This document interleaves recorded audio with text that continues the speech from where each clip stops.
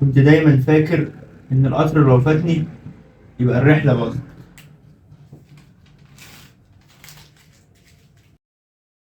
لحد ما استوعبت إن القطر اللي بيفوتك في غيره بيجي. المهم إنك لسه واقف على الرصيف ومعاك شنطتك. عارف إيه اللي بيعطلنا بجد؟ الكسل. أو يمكن يكون الكسل جزء كمان، بس الجزء الأكبر تأنيب الضمير.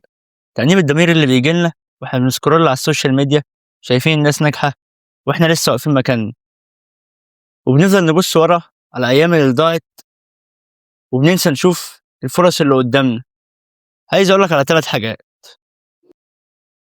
واحد، مفيش حد ناجح ماشي على مسطرة، لازم يقع. 2، انسى الماضي، الماضي مش هيرجع بالندى. 3، ابدأ صغير. أديك مثال، لو احنا كلنا في القاعة دلوقتي مفيش حد هيعرف يطلع للقمة غير لو طلعها سلمة سلمة. فابدأ بحاجات بسيطة دلوقتي. أي حاجة في إيدك بسيطة ممكن بالنسبة لك تكون بسيطة، بس عامة هتبقى إنجاز كبير برضه. أنا النهاردة مش جاي أنصحك، أنا جاي أقولك إن أنا كمان ببدأ معاك من جديد. حتى لو بدأنا وقعنا في النص مش هنستسلم، لأن في النهاية حابب أقولك لا بأس أن تبدأ من جديد.